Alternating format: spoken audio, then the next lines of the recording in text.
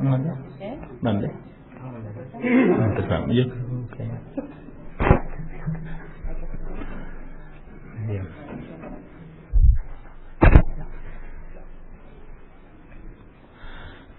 Los invitamos, por favor, a tomar sus lugares. Esta mesa va a dar inicio.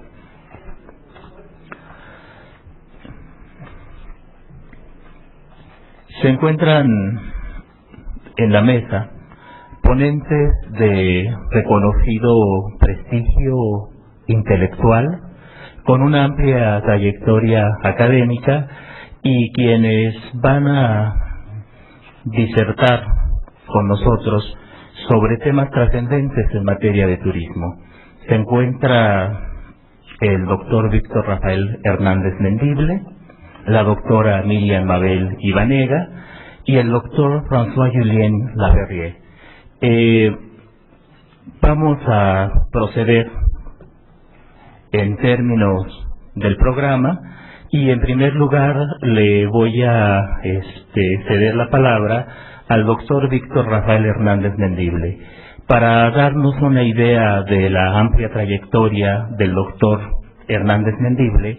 Voy a tomarme el atrevimiento de leer algunos datos de su síntesis curricular. Él es abogado, especialista en Derecho Administrativo y doctor en Derecho, con estudios realizados en la Universidad Católica Andrés Bello y en la Universidad Complutense de Madrid. Es profesor de Derecho Administrativo en la Universidad Católica Andrés Bello y ha sido profesor invitado de la Universidad Externado de Colombia. Es miembro del Foro Iberoamericano de Derecho Administrativo, de la Asociación Iberoamericana de Estudios de Regulación, de la Asociación Española e Iberoamericana de Profesores e Investigadores de Derecho Administrativo, así como fundador de la Asociación Internacional de Derecho Administrativo y de la Asociación Iberoamericana de Derecho Administrativo. Ha dictado 79 conferencias en Venezuela y otros lugares de Iberoamérica, y es autor de 62 publicaciones entre libros, estudios y artículos editados en Venezuela y en el exterior. Por favor, doctor, tiene usted el uso de la palabra hasta por 20 minutos.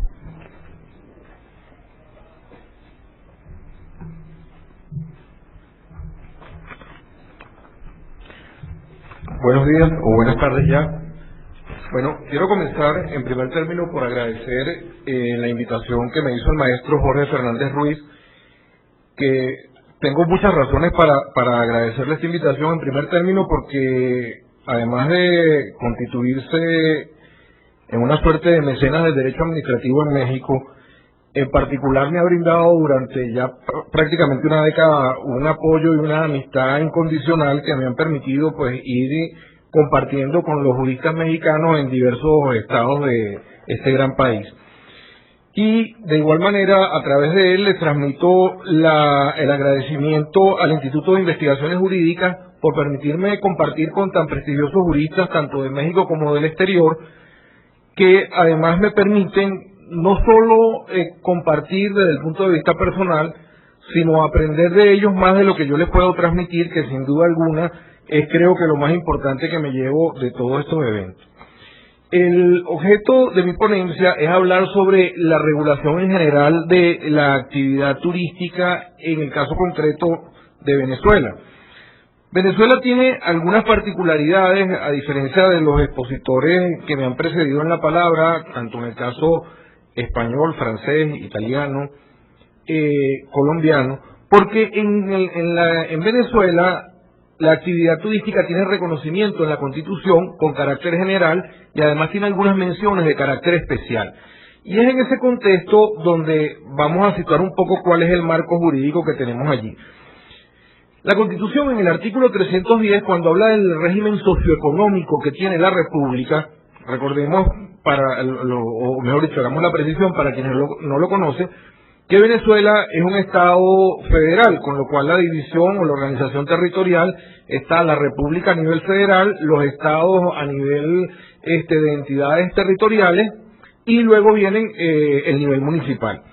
Entonces, el artículo 310 de la Constitución, al configurar el modelo socioeconómico, dice que la República, o se considera a nivel general, que estamos ante una actividad económica nacional en la cual es prioritaria para el desarrollo de un modelo alternativo de ingresos en favor del Estado, lo que ha llamado la Constitución la diversificación del desarrollo sustentable en el país. Dentro de ese contexto, el Estado debe adoptar un conjunto de medidas destinadas a fomentar ese desarrollo sustentable y diversificado, es decir, tomando en consideración que esa diversificación parte de que el principal ingreso que tenemos en Venezuela es el ingreso generado por la industria petrolera y los derivados del petróleo, y luego los derivados de otros productos minerales, dado que Venezuela tiene enormes recursos minerales, lo cual, a pesar de lo que se dice con tanta frecuencia, no lo hace un país rico, es un país pobre con muchos recursos minerales y que son muy importantes para el resto del mundo. Y en buena medida de eso vive gran parte de la economía nacional. De allí la importancia del desarrollo de la actividad turística, porque puede generar, como ya lo han dicho también los expositores precedentes, una gran cantidad de ingresos que serían alternativos y no nos harían tan dependientes de la industria petrolera. Dentro de ese contexto, en el marco de las competencias federales, la Constitución establece en el artículo 156, concretamente en uno de sus numerales, que es competencia del Poder Federal la política nacional y la legislación del turismo. Es decir, una competencia atribuida expresamente al Poder Federal.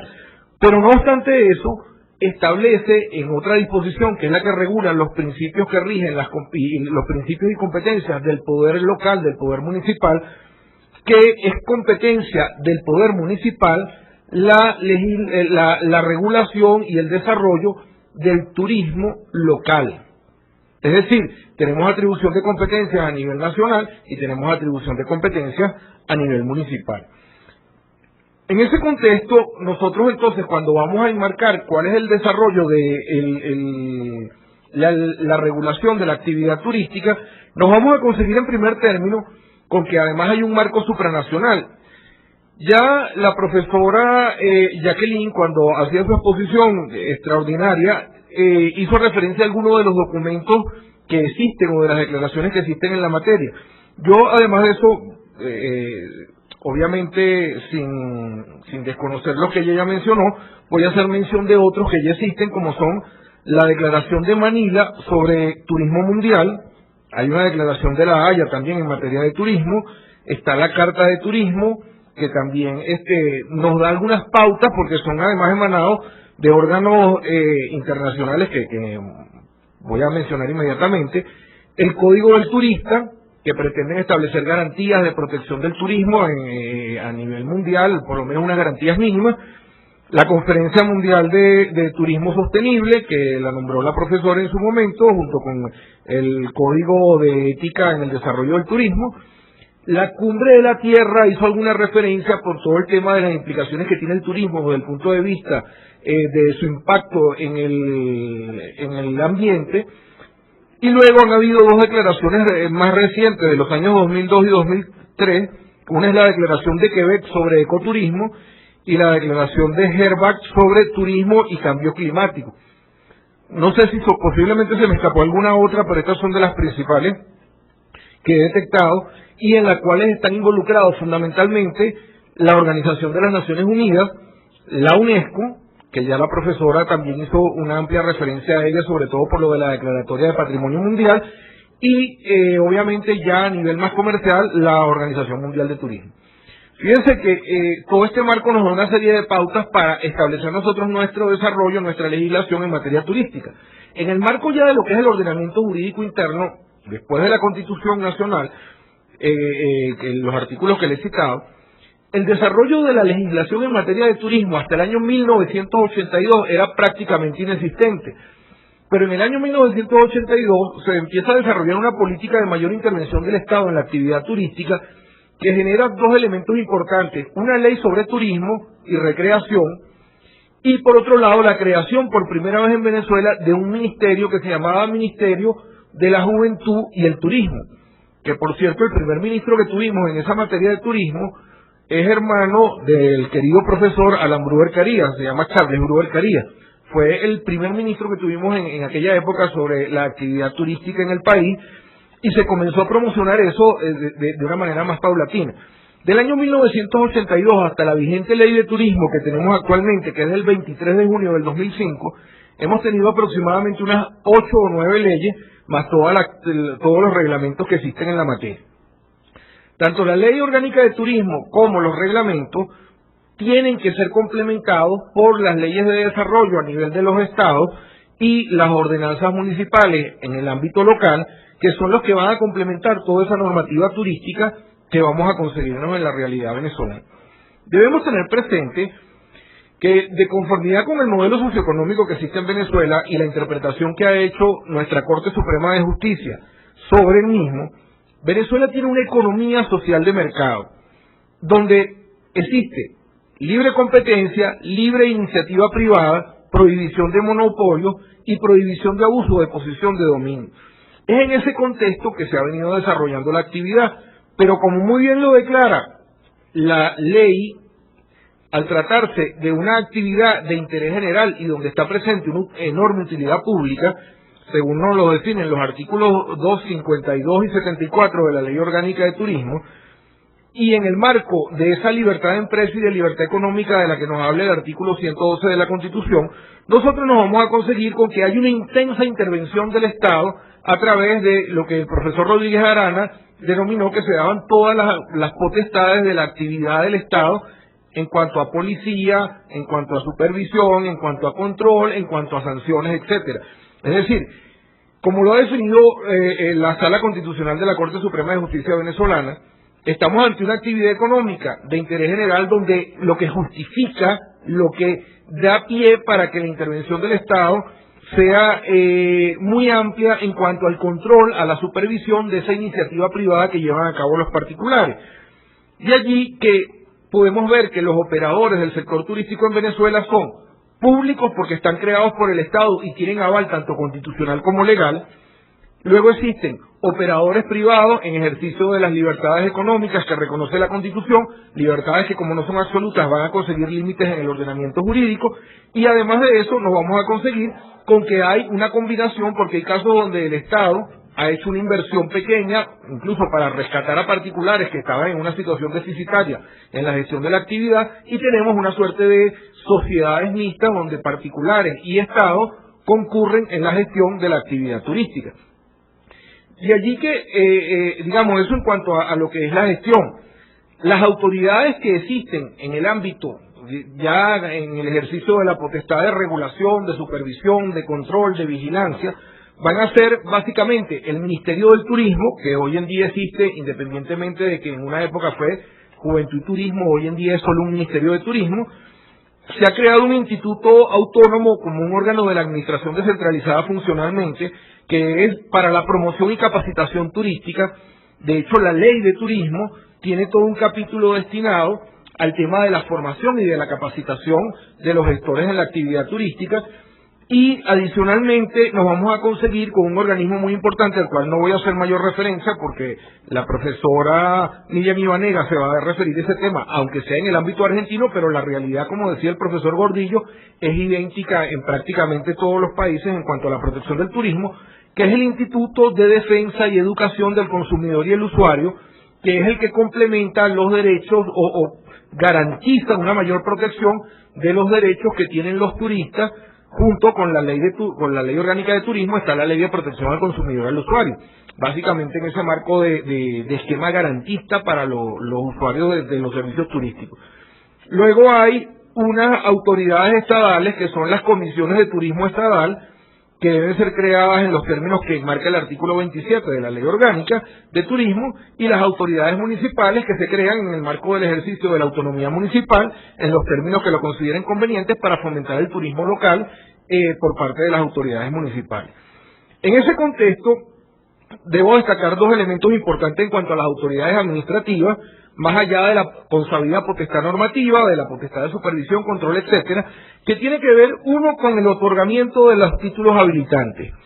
Las autorizaciones, licencias y permisos de las cuales habla el artículo 8.7 de la Ley Orgánica de Turismo y lo desarrollan otra serie de disposiciones, tiene que ver con el otorgamiento de las habilitaciones necesarias para que los operadores turísticos puedan actuar en el desarrollo de la actividad dentro del país.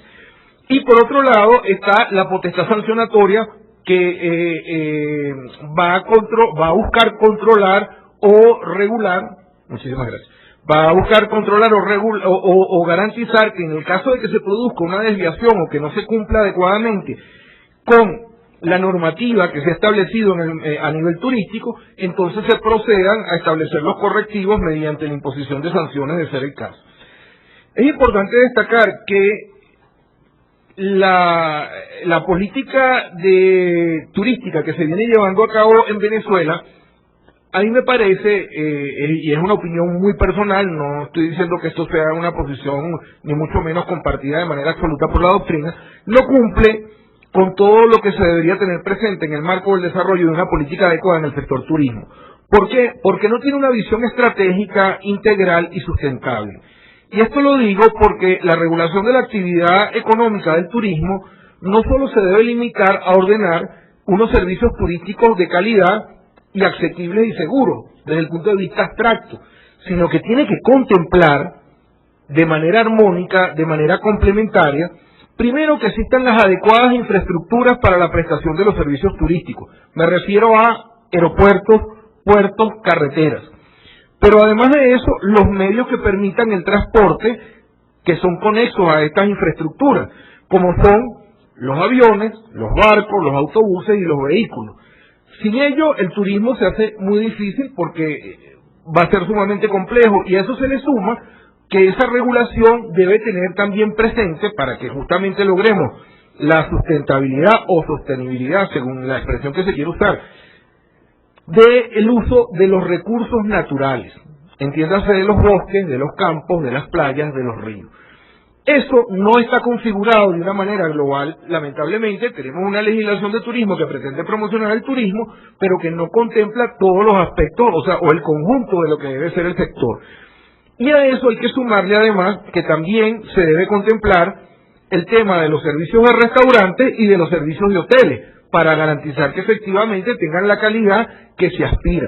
Por eso, una de las consideraciones fundamentales que yo creo que se debe tener presente es garantizar que la información suministrada a los turistas no solo sea una información que, uno la consigue de manera accesible a través de páginas web, agencias de viajes, etcétera, sino que sea veraz y, sobre todo, que sea real los servicios que se están ofreciendo frente a aquello que se va a conseguir realmente el turista, para que no pase lo que decía el profesor Gordillo en su conferencia anterior. Y el otro punto que tampoco está contemplado en la legislación y que creo que merece unas reflexiones ya para culminar esto, es simplemente que cuando todos vamos de turista a algún lado siempre queremos llevar algún recuerdo, algún souvenir, alguna artesanía de estas que se elaboran, se producen, se realizan en la localidad. Y muchas veces nos conseguimos con que una de las cosas con las que estamos en mayor desventaja los turistas es que no tenemos garantías de los bienes que nos están vendiendo. No son de la calidad que deberían ser, y en muchos casos no gozamos ni siquiera de la más mínima protección. Justamente el doctor Gordillo decía, pero llegamos a un sitio y si tenemos que pasar un mes reclamando y tenemos que estar 3 días en el sitio, pues perdemos el dinero o abandonamos la reclamación que con justo derecho tenemos. Entonces, yo creo que todo esto se debe repensar en el caso concreto de Venezuela para dar una mayor protección integral a los turistas, para que el turismo sea realmente de calidad, sea sustentable y sea, por supuesto, asequible desde el punto de vista económico. Muchas gracias por la atención dispensada con respecto a las reflexiones que les acabo de hacer.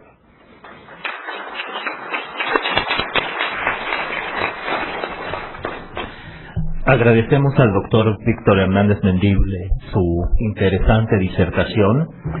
El doctor pone el acento en temas relacionados con el turismo en Venezuela, el tema de la regulación constitucional y legal, la vinculación entre el tema constitucional del modelo socioeconómico y el turismo.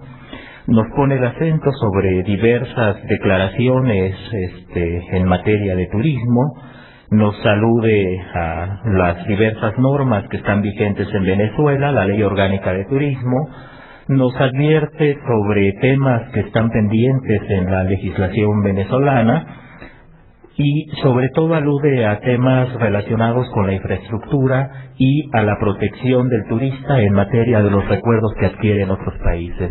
Muchas gracias por tan interesante plática, doctor. A continuación, y siguiendo con el programa, le vamos a dar la palabra a la doctora Miriam Mabel Ibanega. Ella es máster en Derecho Administrativo de la Universidad Austral, directora ejecutiva de la Maestría en Derecho Administrativo y de la Especialización en Servicios Públicos de la misma universidad, profesora de universidades nacionales y extranjeras, es autora de diversos libros y numerosos artículos de su especialidad, es titular de la Cátedra de Derecho Público Provincial y Municipal de la Universidad Nacional de La Matanza, vocal del Foro Iberoamericano de Derecho Administrativo y es miembro fundador de la Asociación Internacional de Derecho Administrativo. Estos son algunos pequeños datos curriculares de la doctora Miriam Mabel Ibanega. Por favor, doctora, tiene la palabra hasta por 20 minutos. Gracias, buenas tardes.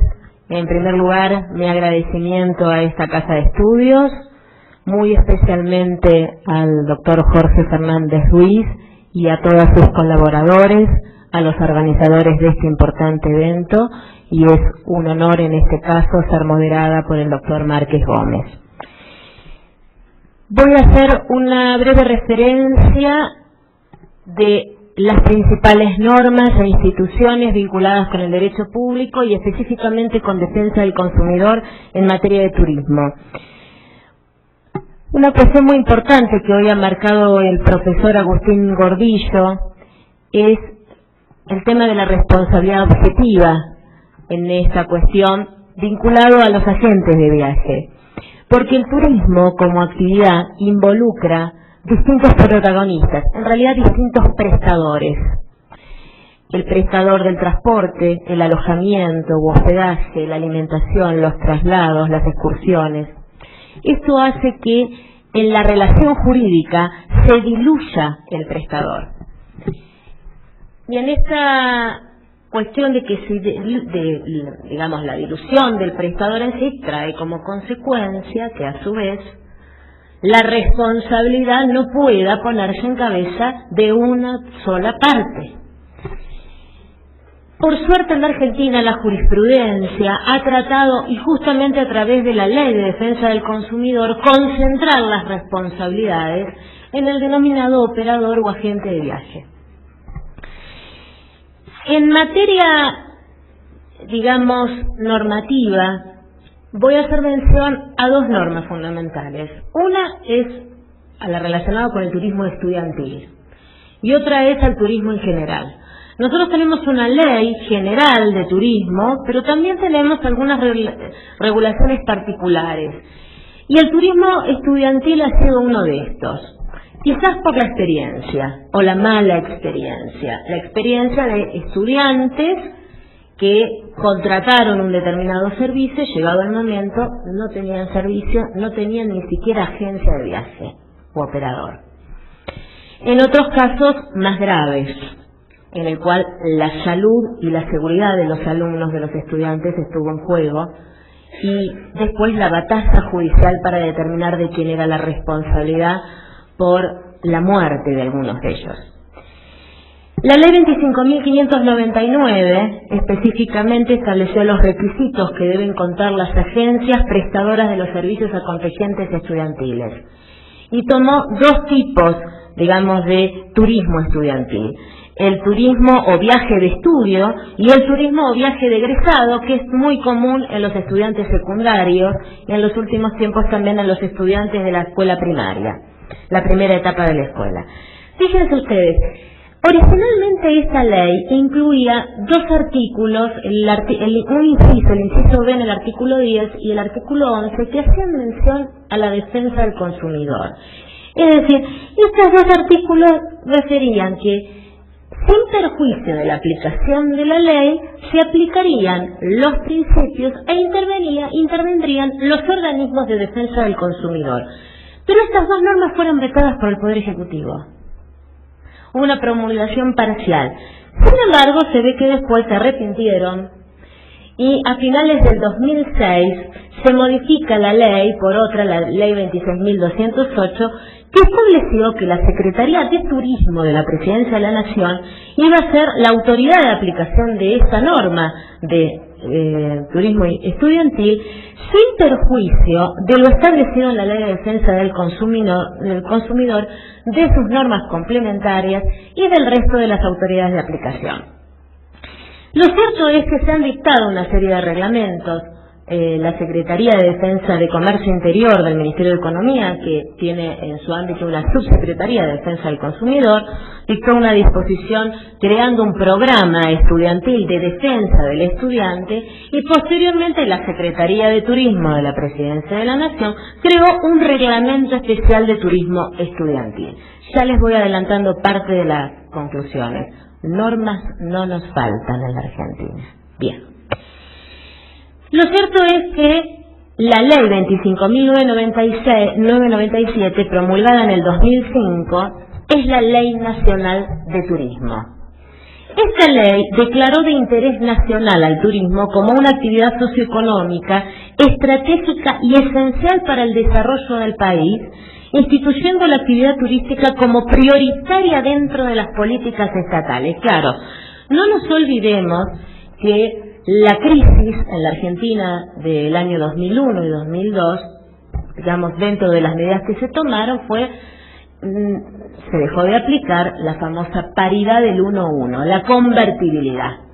Esto llevó a la libertad en la fijación del mercado del precio del dólar, y en este momento tenemos un cambio de un peso, digamos, un dólar, 3,10, 3,20, creo que es lo último, pesos es el valor de un dólar. ¿Esto qué implicó? El fomento del turismo. Y por suerte la sociedad argentina respondió a eso. Claro, veníamos de una crisis muy importante. Había zonas que no podían sino levantarse económicamente a través del turismo. Y la paridad cambiaria en este sentido favoreció la actividad. Entonces, la ley viene en realidad a recoger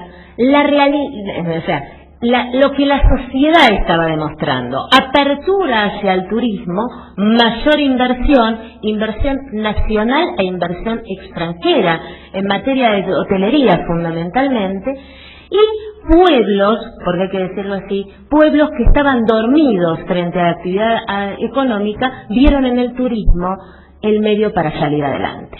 La ley no le quedaba otra opción al Poder Legislativo de declararla de interés nacional a esta actividad.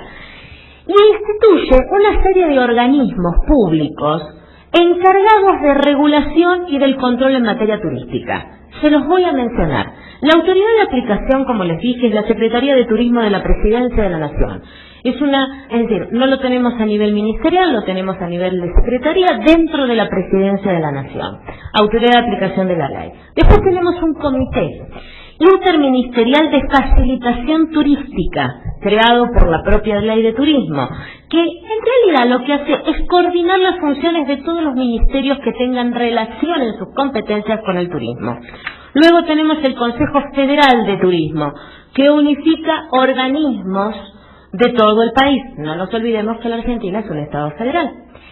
Y el Instituto Nacional de Promoción Turística, que es un engendro dentro de la organización administrativa, porque está creado como un ente público no estatal que tiene más características de entidad autárquica que de ente no estatal. Pero esto es una cuestión propia de nuestra organización dentro de la República Argentina, que la legislación califica a un organismo de determinada forma y su realidad y su relación con la administración termina siendo totalmente distinta. Lo cierto es que estos son organismos en materia de turística. Y después tenemos la Ley de Defensa del Consumidor, que viene a complementar la Ley de Turismo. La ley 24.240 solo voy a destacar algunos artículos que me interesan. El consumidor o usuario para la ley es toda persona física o jurídica que contrata a título oneroso para su consumo final o beneficio propio o de su grupo familiar o social la adquisición de cosas muebles o locación de cosas muebles, la prestación de servicios, acá incluiríamos al turismo, la adquisición de inmuebles nuevos destinados a vivienda, incluso los lotes de terrenos adquiridos con el mismo fin. Por supuesto que privilegia el principio de la información, de la protección del consumidor. En este sentido, pone énfasis a la salud y a la integridad física y prioriza la oferta, que es acá lo interesante. La oferta dirigida a los consumidores potenciales indeterminados obliga a quien la emite durante el tiempo en que se realice. La revocación de la oferta hecha pública es eficaz una vez que fue difundida por los mismos medios empleados para hacerla conocer. Y los efectos de la publicidad relacionada con la oferta es que las precisiones formuladas en la publicidad obligan al oferente y forman parte del contrato de consumo. Veamos algunos fallos jurisprudenciales en este sentido que quizás nos dan la idea de cómo podemos coordinar estas dos normas. La publicidad es muy importante en materia turística. En realidad, cuando uno va a contratar un servicio turístico, lo primero que ve son las distintas publicidades, más allá de las recomendaciones. E incluso una publicidad que está desarrollado, que es el boca en boca, pero siempre empieza con un aviso publicitario, cualquiera sea el medio. Y la publicidad no puede escindirse del contrato de consumo y del contrato de turismo. Entonces el operador turístico está obligado por la publicidad, porque a través de la publicidad ofertó. Su oferta está incluida en un aviso publicitario. En este sentido, hay un fallo muy interesante. Se había publicitado en un medio gráfico que se aseguraba la plaza en un determinado viaje si se abonaba el 50% por adelantado en el momento tipo seña, este viaje o este paquete turístico. ¿Qué pasó? La agencia de turismo devolvió el importe que esta gente, que el turista había ofrecido en su momento, había depositado, considerando porque en realidad no había podido obtener la plaza prometida. En realidad era la hotelería, se trataba de un tema de hotelería. En este caso el consumidor, no obstante haber recibido en devolución la seña, demandó a la agencia de viajes por los daños que le había producido. Había daños, en realidad estas personas habían dejado otras ofertas de lado y a su vez habían diagramado su vida, porque es así, diagramado su vida en función de este viaje. Y la jurisprudencia, en este caso, la Cámara de Comercio, la Cámara Nacional de Comercio, la Sala B, consideró que se ha entendido que es de aplicación la Ley 24.240 de Defensa del Consumidor, entendiendo que el aviso de publicidad constituyó la oferta mediante la cual la empresa de turismo se comprometía a asegurar un lugar al consumidor en el viaje que contrataba. Ese anuncio formó parte de la trama obligacional, aun cuando no existió contrato, porque el contrato todavía no se había celebrado. La publicidad en estos términos que se planteó fue engañosa, contraria o la antítesis al derecho de la información y al principio de la buena fe. Hubo otro caso también muy conocido, que se trató de una persona, y acá ligado con el principio de seguridad, porque el tiempo no me permite ahondar en la publicidad, pero seguridad era una persona que realizó un tour, como lo llamamos, a Egipto. Y durante su viaje fue herida por un grupo de una guerrilla local que justamente atacó a este grupo de turistas. En este caso, la jurisprudencia no aceptó la demanda, porque la demanda consistía en realidad en el deber de información que tenía la agencia de turismo que no se le había avisado con la anticipación suficiente y evidentemente no le habían dado información sobre la seguridad que podían tener en este viaje. Y la jurisprudencia acá dijo que no. En primer lugar, no se trataba de un periodo en el cual este tipo de hechos eran comunes. En segundo lugar, la información que se podía obtener sobre este tipo de hechos era una información normal. La agencia de turismo no tenía una obligación de asegurar, disculpen la redundancia, la seguridad en este sentido, y no hizo lugar a los daños que se reclamó.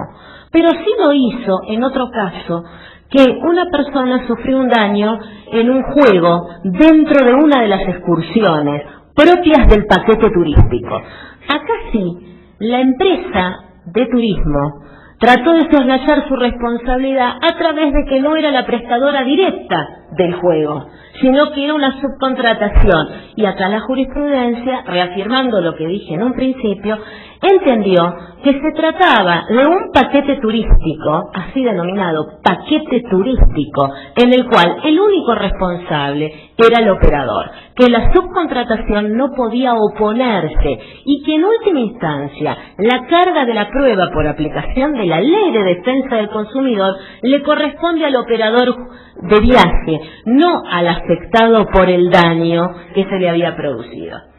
Es con un mando de tiempo, bien. En cierta forma, ¿para qué hablé?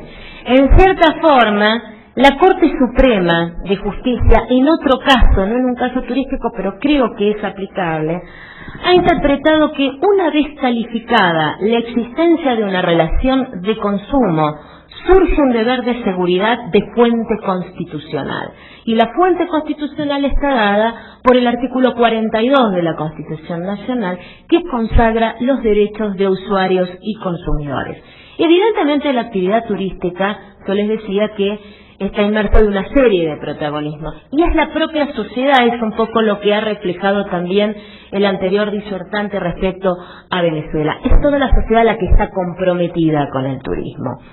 Pero a su vez, no podemos cargarle a la sociedad la responsabilidad frente a los daños que sufre el turista, que además está fuera de su ámbito de desarrollo de su vida.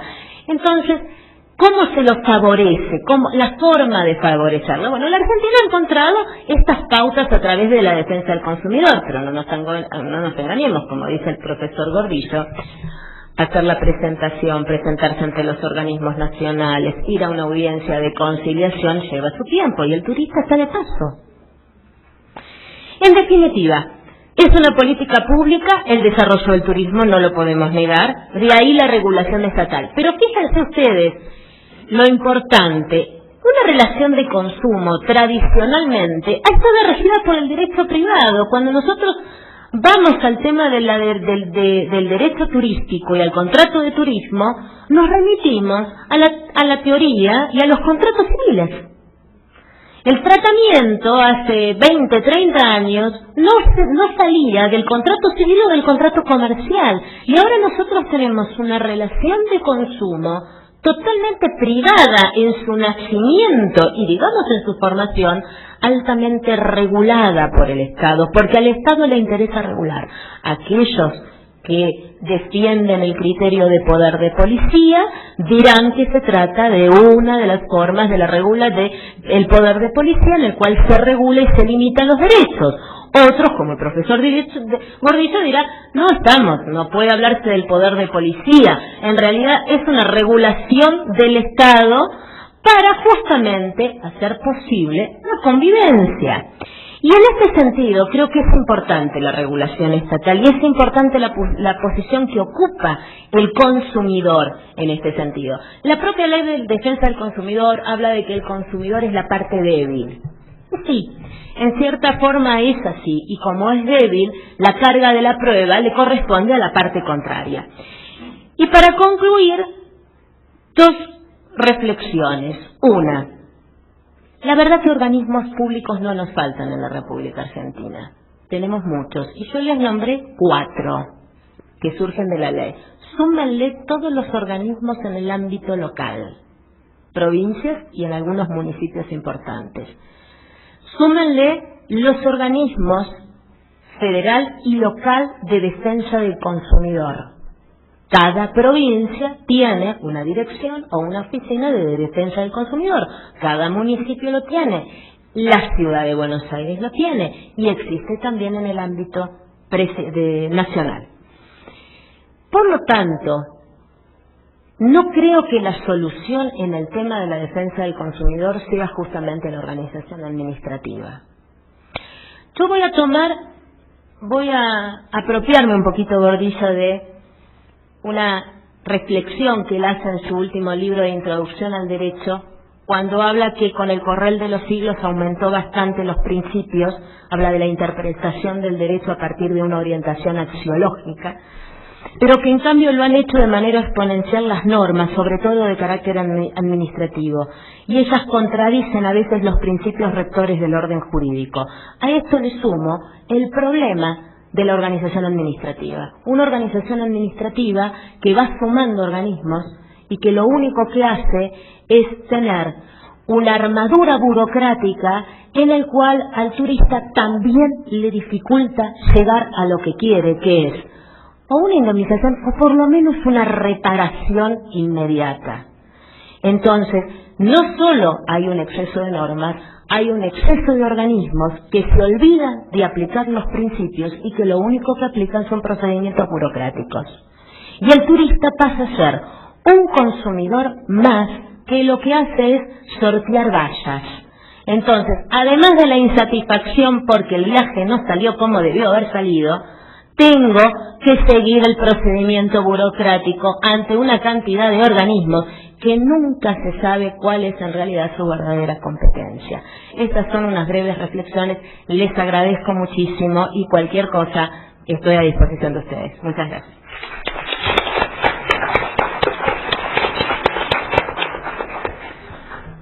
Agradecemos a la profesora Miriam Mabel Ibanega su interesantísima disertación y deseo aprovechar la oportunidad para ofrecerles una disculpa. Tenemos profesores de lujo en esta mesa con ideas trascendentales que aportar al conocimiento del derecho turístico y desafortunadamente por la tiranía del tiempo estamos recortando con bastante imperatividad las ideas que ellos nos pueden aportar. En el caso de la profesora Miriam Mabel Ibanega, destaca el tema de la defensa del consumidor en materia de turismo, la responsabilidad de las agencias de viajes, destaca también los temas del turismo estudiantil y el turismo en general. El turismo estudiantil le sirven para una serie de reflexiones. Nos habla de la Ley Nacional de Turismo, en donde se considera esta actividad como estratégica y prioritaria. Nos habla del reglamento especial de turismo, alude a temas de turismo y economía, alude a la publicidad. A través del análisis de casos nos señala cómo ha tratado la jurisprudencia algunos temas relacionados con conflictos en Argentina y nos deja para concluir dos reflexiones. En principio, el tema del crecimiento exponencial de los organismos públicos y cómo estos organismos públicos en el ámbito administrativo no son los conductos apropiados para solucionar los problemas de un turista que está de paso en un país. A continuación, con la mesa, voy a cederle la palabra al doctor François-Julien Laferrière. Él es doctor en Derecho Público por la Universidad de París II, profesor de Derecho Público en la Universidad de París Sur, París 11, es profesor invitado del Instituto Tecnológico y de Estudios Superiores de Monterrey, Campus Estado de México, director del Instituto de Estudios de Derecho Público de la Universidad París Sur. Entre sus obras destaca Derecho de Extranjería, participación en la obra colectiva Contencioso Administrativo. Tiene publicados artículos sobre el derecho administrativo, contencioso administrativo y derecho de extranjería. Ha coordinado el libro sobre constitucionalismo en el siglo XX en colaboración con nuestro instituto, el Instituto de Investigaciones Jurídicas y la Universidad de París Sur. Además es miembro fundador de la Asociación Internacional de Derecho Administrativo. Estos son unos pocos datos que destacan de la amplia trayectoria del profesor Julien Laferrière. Profesor, tiene usted la palabra hasta por 20 minutos. Muchas gracias.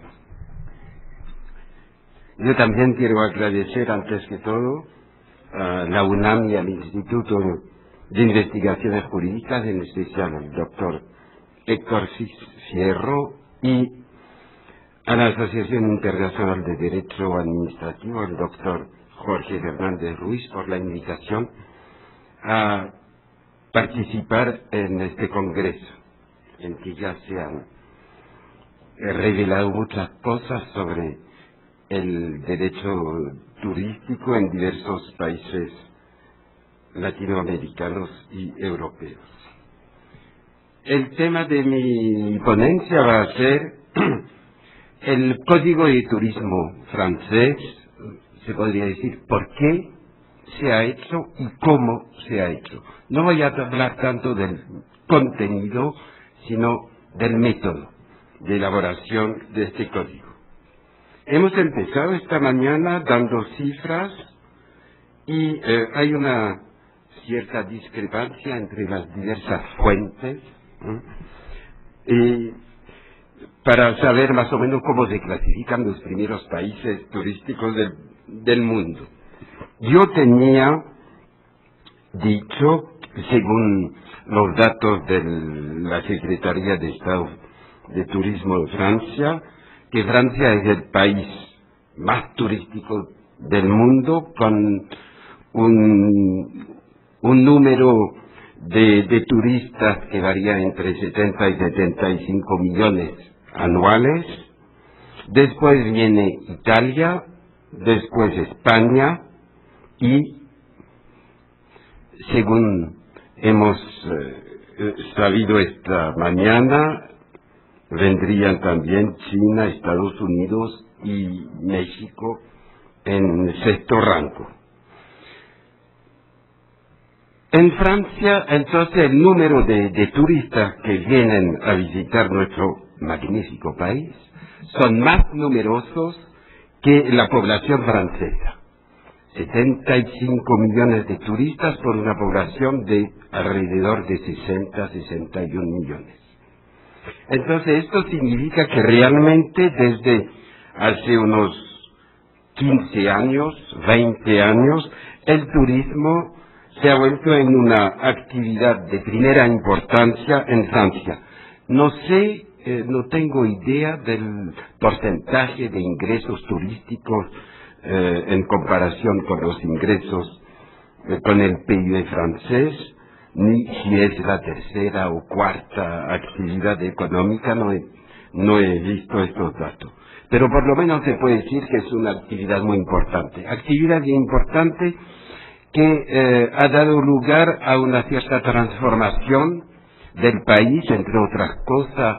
Los que han visitado Francia hace 20 años no podían encontrar un hotel correcto en un radio de 100 kilómetros fuera de París, más o menos, mientras ahora realmente las infraestructuras se han desarrollado y creo que tenemos una capacidad de acogimiento de turistas más o menos adecuada. El derecho ha seguido este movimiento con atraso. Los juristas siempre son atrasados, no sé si se han dado cuenta, en general siguen la evolución, pero es muy raro que intervengan junto con la evolución. El derecho del turismo propiamente dicho no ha existido hasta una fecha muy reciente.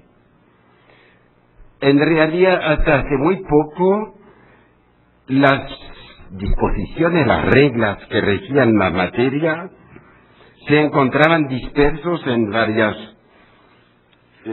normativas, legislativas, reglamentarias, y entonces, para tratar de poner un poco de orden en esta selva jurídica del derecho del turismo, se ha decidido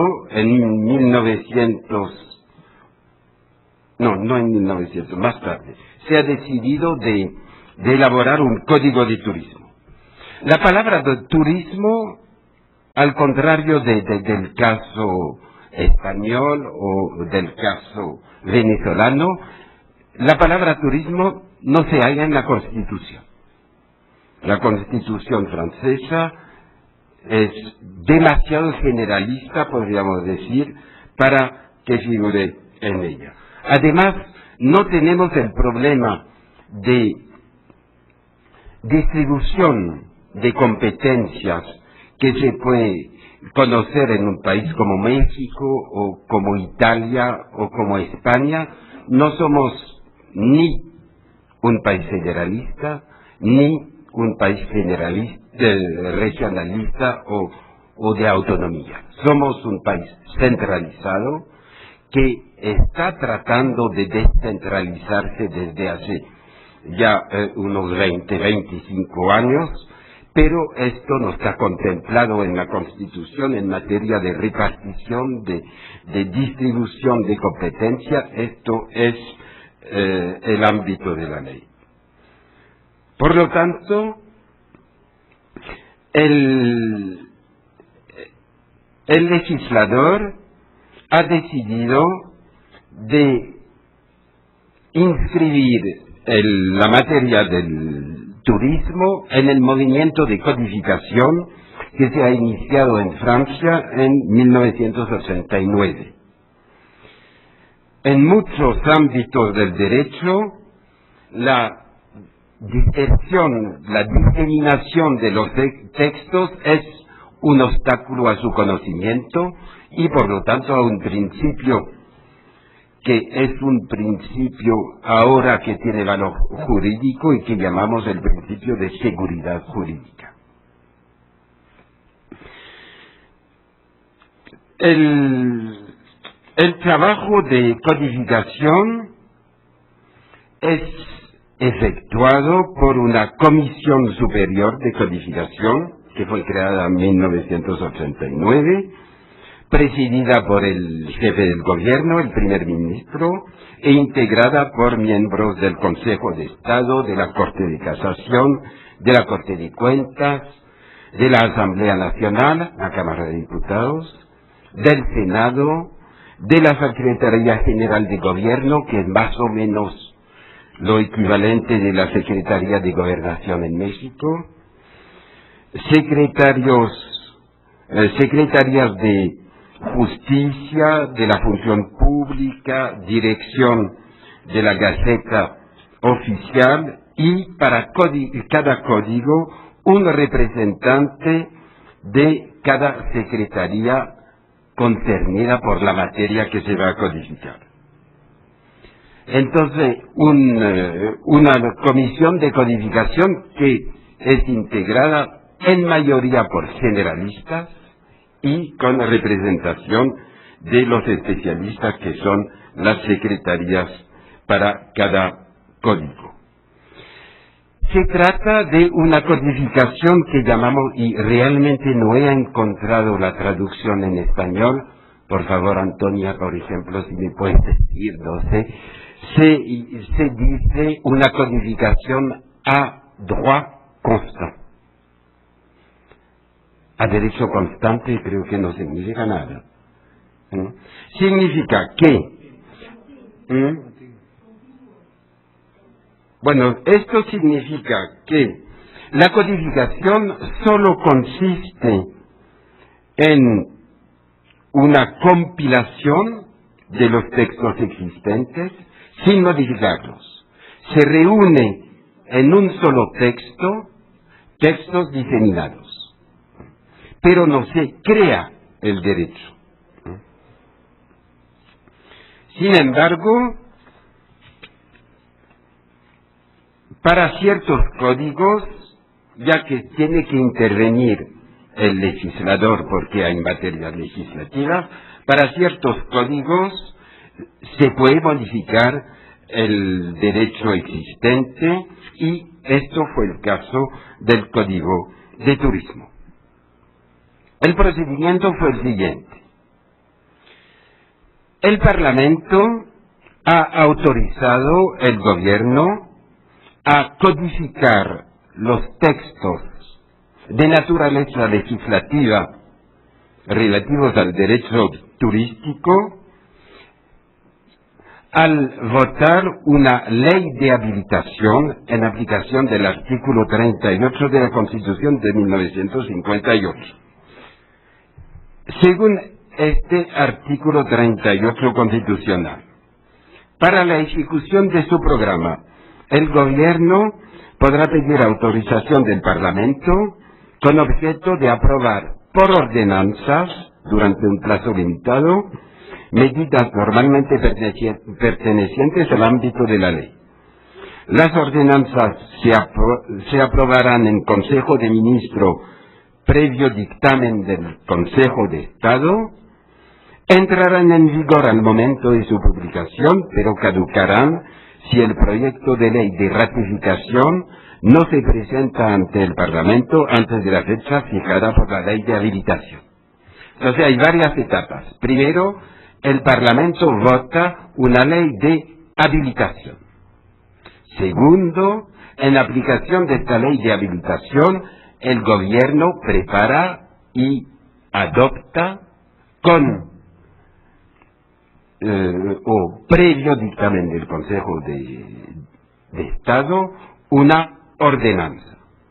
Esta ordenanza entra inmediatamente en vigor al día de su publicación en el Diario Oficial. El gobierno después debe presentar ante el Parlamento una ley de ratificación de la ordenanza. Y esta ley de ratificación puede ser la ocasión de un debate sobre la ordenanza que el Parlamento está llamado a aprobar, a ratificar. Es en esta fase que el derecho existente, codificado por la ordenanza, puede ser modificado por el Parlamento. ¿Está más o menos claro? Porque es bastante complicada nos gusta mucho, creo que a todos los juristas, pero quizás más a los juristas franceses todavía, nos gusta mucho hacer las cosas complicadas. Pensamos que así serán mejores, pero yo soy muy escéptico. Entonces, el gobierno fue autorizado por una ley que autorizaba a codificar varias ramas del derecho, no solamente el derecho turístico. Adoptó una ordenanza el 20 de diciembre de 2004. Después de haber adoptado esta ordenanza, presentó ante el Parlamento el proyecto de ley de ratificación. La ley de ratificación fue votada por el Parlamento el 14 de abril de 2006. Entonces la parte legislativa del Código de Turismo entró en vigor en abril 2006. Faltaba toda la parte reglamentaria, es decir, de aplicación de las disposiciones legislativas. Estas fueron adoptadas por 2 decretos de diciembre 2006, lo que significa que el Código de Turismo está en vigor en su totalidad solamente desde octubre de 2006. Dije diciembre, me equivoqué. Entonces tenemos este código con la parte legislativa. Los artículos de la parte legislativa se designan con la letra L y la parte reglamentaria se designan por la letra R o D, según el tipo de disposiciones de que se trata. Como lo ha dicho el doctor Moreno García esta mañana, el derecho del turismo es un derecho transversal. Es decir, que ciertas disposiciones del derecho turístico también pueden aplicarse a otras ramas del derecho. Por ejemplo, hay disposiciones fiscales en materia de turismo. Hay disposiciones de derecho laboral, etcétera, etcétera. Hay disposiciones sobre la protección del medio ambiente, hay disposiciones de urbanismo, hay disposiciones de muchos ámbitos diversos del derecho. El problema se ha planteado entonces de saber si se iban a contemplar en el Código de Turismo todas las disposiciones que se aplican al derecho turístico o si se iban a contemplar solamente las que son específicas al derecho del turismo, es decir, las que no se encuentran en otras ramas del derecho. Para hacer esta selección entre ramas específicas o ramas comunes, pero aplicables al derecho turístico, tenemos en Francia una técnica que en nuestra jerga jurídica llamamos el código piloto o el código seguidor. El código piloto es el código que contempla las disposiciones aplicables a la rama, pero no las disposiciones que son comunes con otras ramas del derecho. El código seguidor, entonces, era el código en el que solamente hay referencias a otras ramas del derecho. Por ejemplo, en el Código del Turismo. El Código del Turismo es un código seguidor.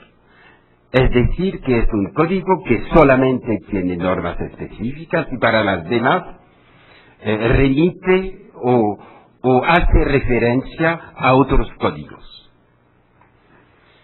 Por ejemplo, en el Código de Turismo no se encuentran ninguna de las disposiciones fiscales sobre, por ejemplo, el IVA, porque el IVA es común a todas las actividades económicas y estas disposiciones sobre la IVA están en el Código de Impuestos.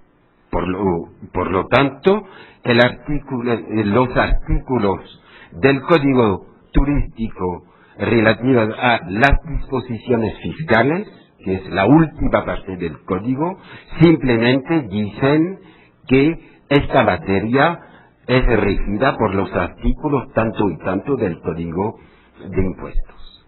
Igual para las disposiciones relativas a las condiciones de trabajo en las instalaciones turísticas, hoteles, restaurantes, etcétera, se hace simplemente una referencia al Código Laboral. Tercer punto, ya que realmente me apuran.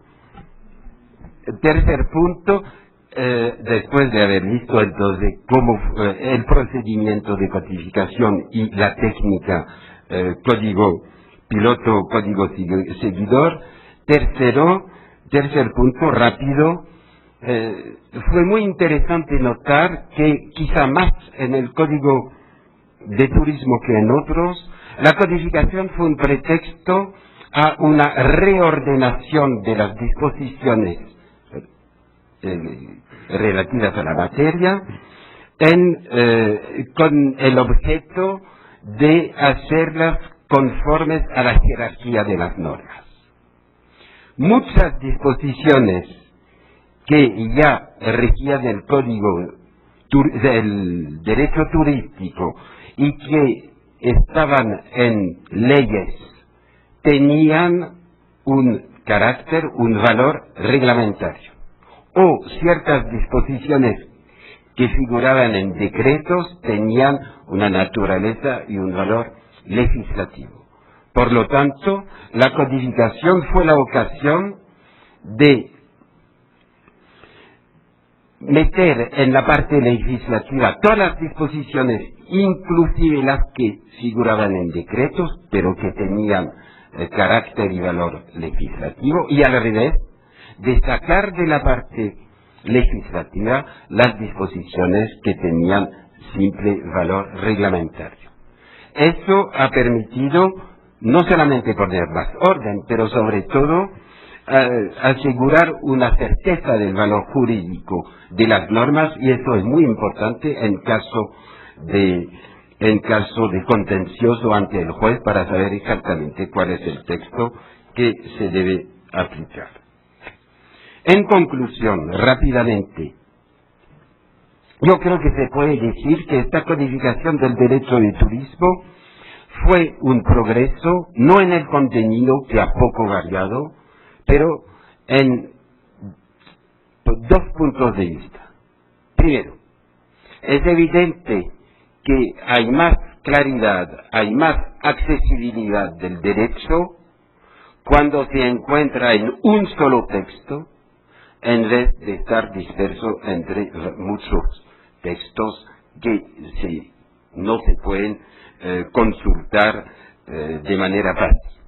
Esto ha permitido progresar en el alcance de un objetivo constitucional, por lo menos calificado tal por nuestra jurisdicción constitucional, que es el principio de accesibilidad del derecho, que es accesorio del principio de seguridad jurídica. La segunda conclusión es que la codificación no significa una petrificación del derecho. El Código de Turismo, como los otros códigos que se están aprobando desde hace 10 años, tenemos 60 y tantos códigos ahora, no son obras que nunca van a modificarse.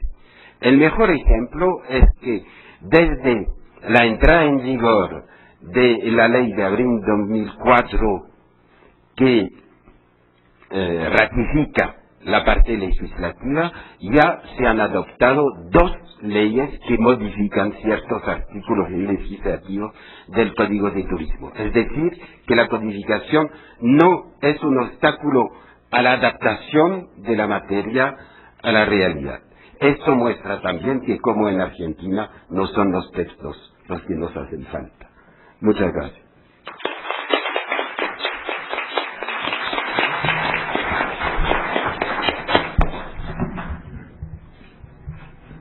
Acabamos de escuchar una experiencia bastante trascendente en materia de codificación turística que se dio en Francia. Hemos advertido cómo el método de elaboración de este código de turismo francés implica sustancialmente la colaboración entre diversas autoridades y sobre todo la emisión de 2 elementos de naturaleza parlamentaria, como son la ley de habilitación y la ley de ratificación. Advertimos también cómo en la exposición se hace alusión al derecho del turismo como una norma de naturaleza transversal, puesto que sus disposiciones impactan en el orden jurídico en general. Se nos habla de un principio que es trascendentalísimo, como es el de accesibilidad del derecho, y que una codificación no es petrificación.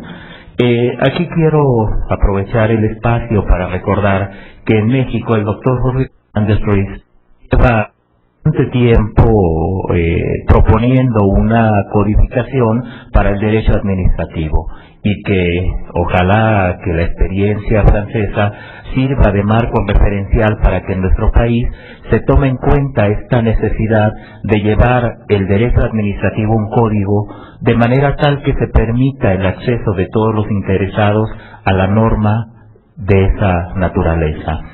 Aprovecho el espacio también para ofrecer a nuestros distinguidos conferenciantes una disculpa y a ustedes hacerles del conocimiento que las ponencias completas estarán a disposición en la memoria que en el futuro se genere de este Congreso Internacional de Derecho Turístico.